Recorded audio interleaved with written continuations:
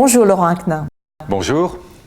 Alors vous êtes critique et historien de cinéma et vous avez publié tout récemment le fruit de vos réflexions à propos du mythe que représente la saga Star Wars.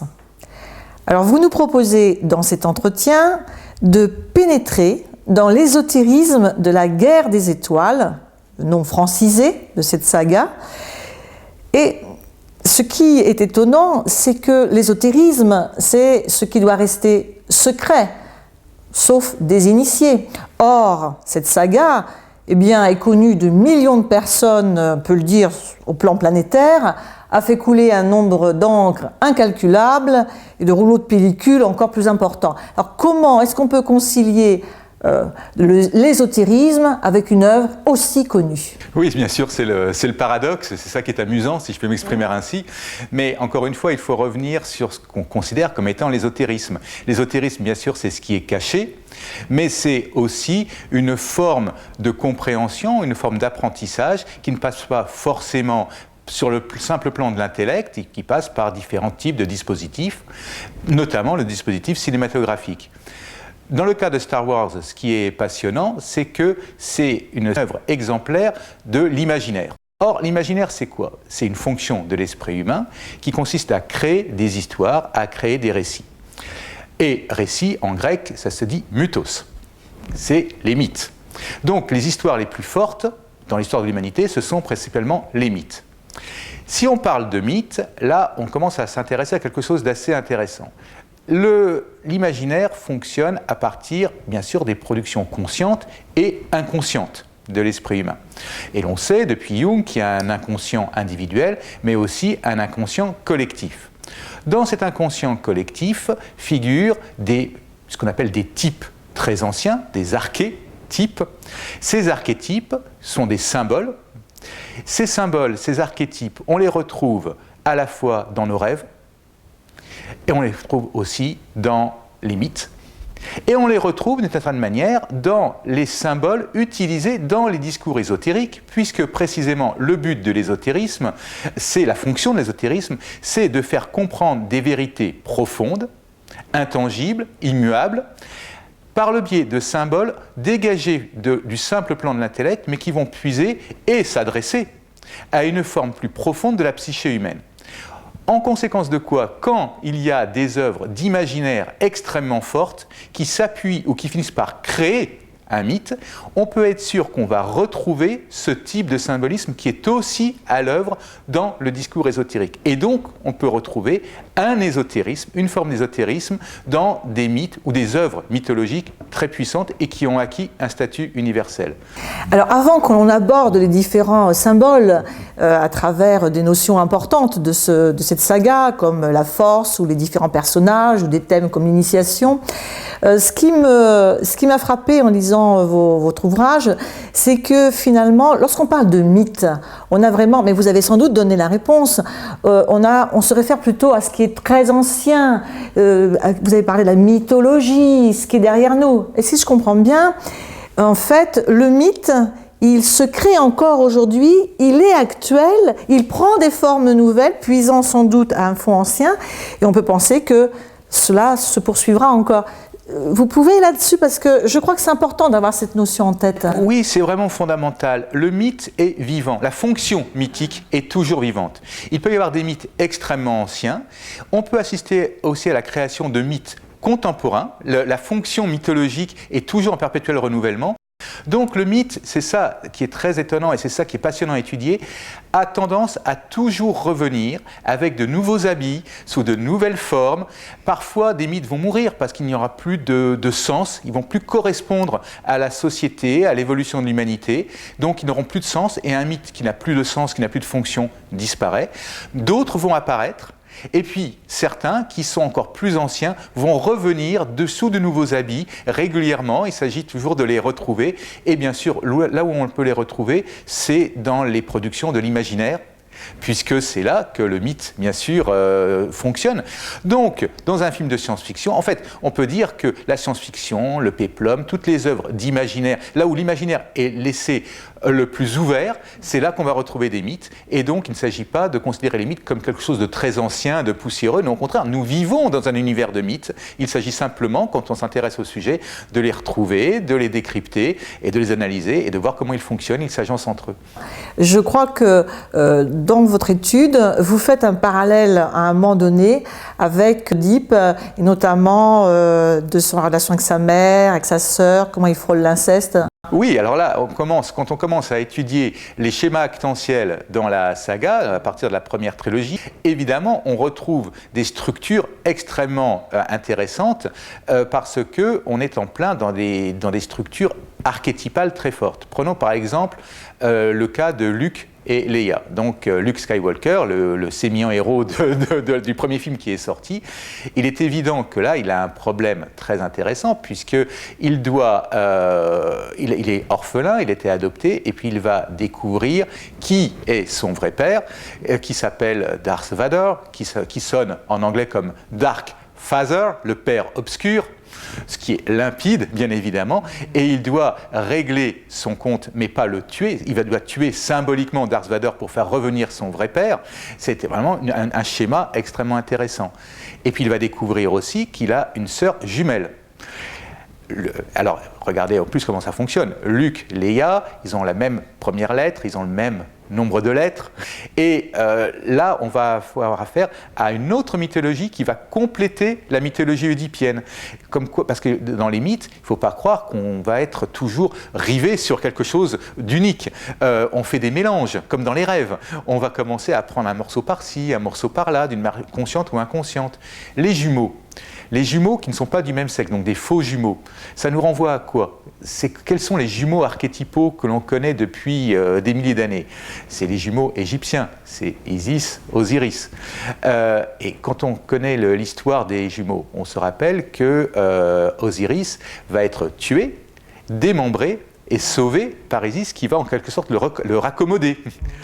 Et dans l'épisode qui s'appelle l'Empire contre-attaque, on voit Luke donc se faire trancher le bras par son père. Alors là, on est du côté de Oedipe, parce que c'est un symbole de castration, par le père, bien évidemment, mais il va être sauvé par sa sœur jumelle, et ensuite on va le voir avec un membre artificiel qui va être raccommodé, c'est sa sœur jumelle qui va lui sauver la vie et qui va l'aider à se reconstruire, à remettre son membre en place, et là on est du côté des jumeaux égyptiens.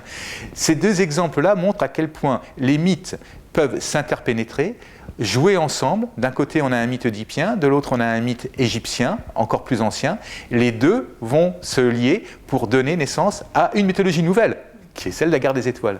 Alors, il y a une notion qui est quand même qui est au centre aussi de cette saga.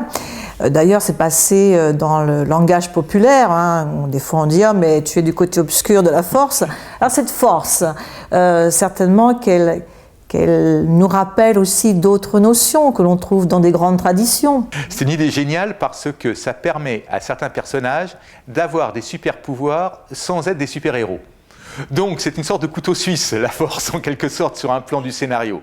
Donc là, l'idée est vraiment très très bonne. Maintenant, c'est vrai, pour être un peu plus sérieux, que cette idée est née dans un bouillon culturel aux États-Unis dans les années 70, où on était à la confluence d'énormément de recherches spirituelles, de réappropriation de certaines traditions occidentales ou orientales. À la même époque, il y avait beaucoup de mouvements spiritualistes qui avaient presque pignon sur rue. Il y avait la théosophie, par exemple, qui était très connue, qui faisait une espèce de syncrétisme avec les traditions orientales.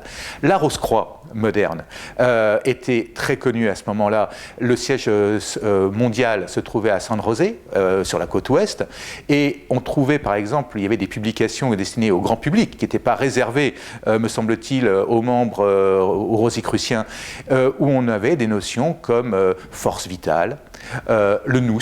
On expliquait ce que c'était qu'une force que les Rosicruciens appellent le nous, avec un côté positif et un côté négatif qui baignait tout l'univers.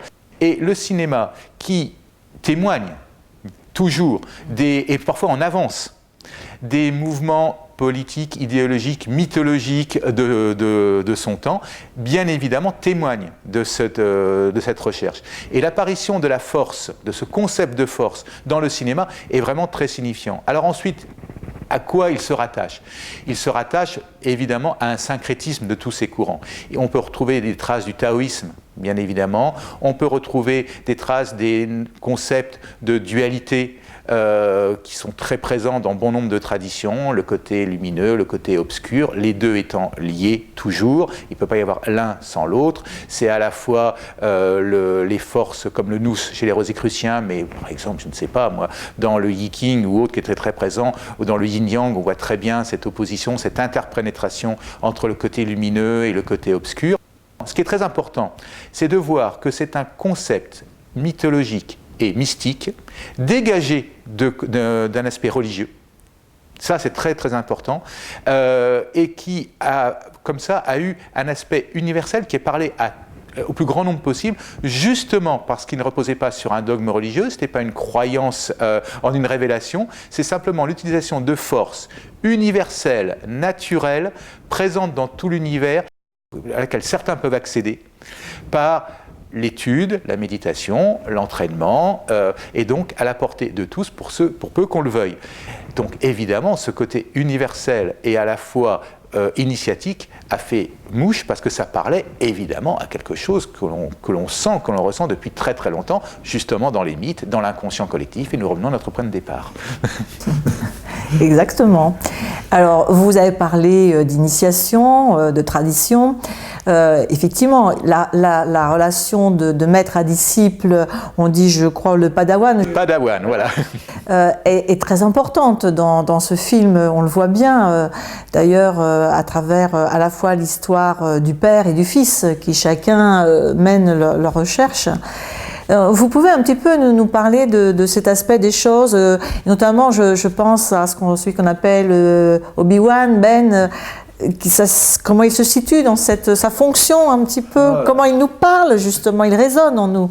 C'est très intéressant parce que toute la saga est une histoire d'initiation à plus ou moins grande échelle.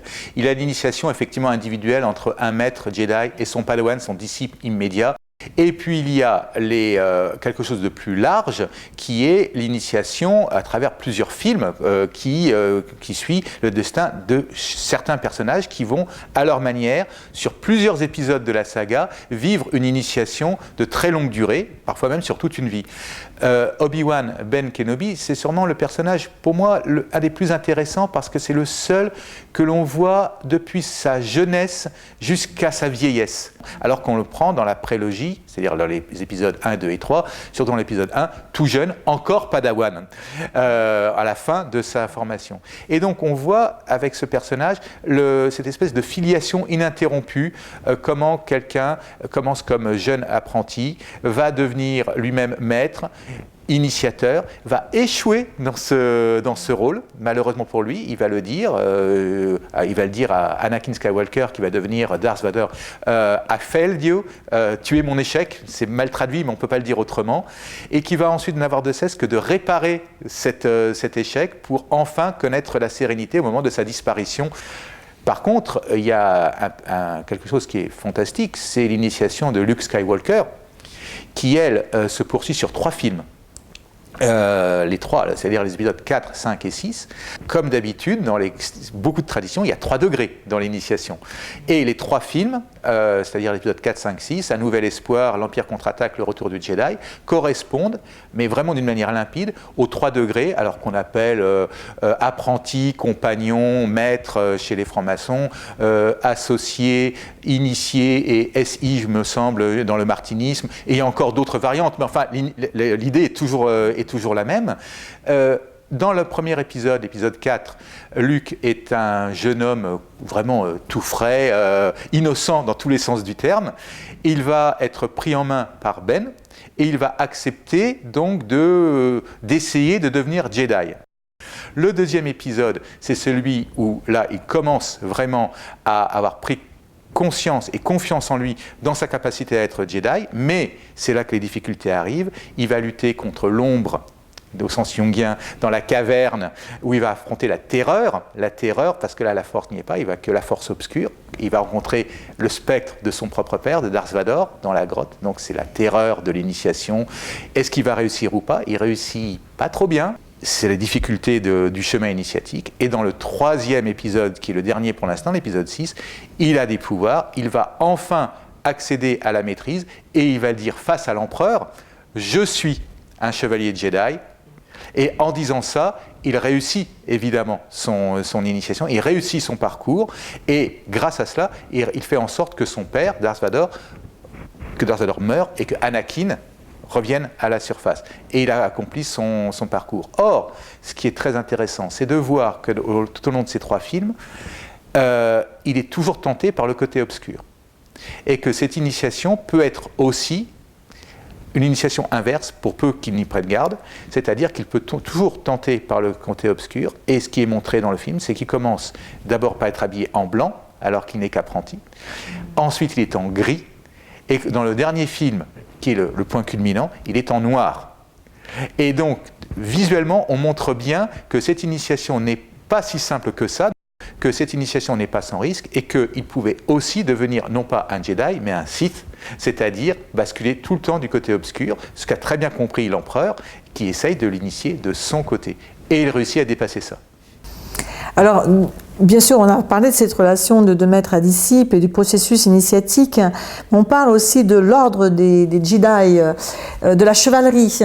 Donc, on a quand même le sentiment qu'il y a aussi peut-être une communauté ou quelque chose de plus, enfin, qui dépasse l'individu quand même dans ce domaine. Alors là, c'est très intéressant parce que l'ordre Jedi est évoqué comme un souvenir dans l'épisode 4, 5, 6 et il est présent dans les épisodes 1, 2 et 3, mais au moment où, si vous me passez l'expression, il bat de l'aile, c'est-à-dire où il est en pleine décadence, où ils ont perdu vraiment leur force, c'est le cas de le dire, où ils ne savent plus très bien où ils en sont, ils ont perdu leur pouvoir de clairvoyance. Donc on voit la fin d'un ordre, en quelque sorte. Ce qu'on voit dans les films, et on va en rester là, c'est effectivement un ordre chevaleresque qui prend un petit peu, semble-t-il, au chevet de la table ronde, parce qu'on voit le conseil Jedi qui est en cercle. Mais par contre, il n'y a pas de roi Arthur. Et on voit bien que même s'il y a des personnalités dominantes dans le conseil Jedi, Yoda et Mace Windu, il n'y a pas véritablement de souverain. Il est question d'un temple Jedi, dans les épisodes 1, 2 et 3, donc ce qui, évidemment, induit un ordre mystique, mais on remarquera qu'on ne voit aucun rituel. Mais à aucun moment, il n'est question d'une religion quelconque. Il est question d'un ordre, donc un ordre évidemment mystique, la force, on en a parlé, mais pas religieux. Alors vous dites qu'il n'y a pas de religion, ça c'est tout à fait, ça se ressent fort bien, ça se voit, ça se vérifie, mais il y a quand même, me semble-t-il, une notion qui peut-être emprunte un peu à cette démarche religieuse qui est celle de l'élu. Anakin Skywalker, effectivement, puise à cette tradition de l'élu. Il est supposé venir en réponse à une prophétie. Anakin naît sans père. Ça rejoint tout à fait le schéma classique de la naissance miraculeuse, comme pouvait l'être Jésus, par exemple. Il n'est pas le seul, mais enfin voilà, d'une mère sans père. Mais il naît aussi dans un peuple d'esclaves. Alors là, ce n'est pas le mythe chrétien, ce n'est pas le mythe jésuite, c'est le mythe de Moïse. Donc dans ce cas-là, Anakin devrait être un nouveau Moïse pour l'humanité. En tout cas, il y a une prophétie qui s'attache à lui, et ça, ce sont des schémas vraiment archétypaux. Le côté gag, malheureusement, dans la saga, c'est que Anakin ne remplit pas sa mission. Il est promis à une très très grande destinée, mais il tombe. Et à la fin, il est sauvé individuellement, c'est-à-dire qu'à la fin de l'épisode 6, il redevient Anakin, Darth Vader meurt, mais cette fameuse prophétie qui aurait consisté, je cite, à rééquilibrer la force, donc elle serait en déséquilibre, on ne comprend pas très bien, ça n'a pas eu lieu. Je crois que là, attaché à cette notion d'élu, pour moi qui suis un peu néophyte, c'est le cas de le dire, hein, il y a cette notion de vergence aussi. Vergence pourrait venir du verbe latin vergere, qui veut dire s'incliner vers. Donc, vergence de la force sur Anakin, c'est-à-dire que la force s'inclinerait sur Anakin, donc il y aurait une sorte d'onction de la force sur Anakin Skywalker. Comme la force a une double polarité, on peut très bien comprendre que ça peut être aussi une vergence négative. Enfin, il y a quelque chose qui se met en place autour de lui. Est-ce que vous pensez que ce film arrive, on ne le connaît pas encore en tout cas, mais est-ce qu'il arrive par hasard par rapport à un petit peu, on dit que l'humanité est à la croisée des chemins, est-ce qu'il n'y a pas justement, elle ne se trouve pas elle aussi, cette humanité, à la jonction de cette force, on pourrait faire un parallèle, et est-ce qu'elle n'est pas en train de devoir choisir finalement entre la lumière et les ténèbres? Et puisque vous avez parlé de cette fonction mythologique, est-ce qu'il arrive vraiment par hasard? Il est évident que les productions cinématographiques qui sont parmi les plus riches dans l'imaginaire mondial n'arrivent jamais tout à fait par hasard. Autrement dit, si on sent qu'il y a un créneau pour toucher le maximum de public, certains décideurs économiques vont le prendre. Or, pourquoi? Alors là, c'est pour répondre à votre question. Pourquoi est-ce qu'il y a cette attente, ces besoins? Vous avez raison de dire que le film, que le retour à la saga Star Wars fait écho, bien évidemment, à certaines problématiques actuelles. Que ces films, que ces productions aient un tel impact et trouvent un tel écho dans l'humanité, c'est évidemment la marque qu'il y a actuellement une quête de sens pas seulement matérialiste, mais également spiritualiste, mais c'est la fonction du mythe. À quoi servent les mythes? Les mythes ont trois fonctions principales. Ils ont une fonction d'abord explicative. Pourquoi l'univers existe-t-il? Ça, c'est les mythes de création. Pourquoi est-ce que le mal existe? Parce que la force, il y a le côté obscur. C'est aussi bête que ça, mais voilà. Une fonction explicative, on essaie d'expliquer le monde. Pourquoi est-ce que le monde n'est pas en chaos? Pourquoi est-ce qu'il existe quelque chose? Le mythe va répondre à ça. Il va avoir une fonction consolatoire. Regarde, même les super-héros, même Anakin qui était super doué, peut tomber. Alors toi aussi, tu peux aussi comprendre pourquoi tu peux risquer de... Ça, c'est la fonction consolatoire. Et une fonction d'exemplarité, c'est-à-dire, en s'identifiant à certains personnages, on peut comprendre comment soi-même on peut agir sur un plan individuel ou sur un plan collectif.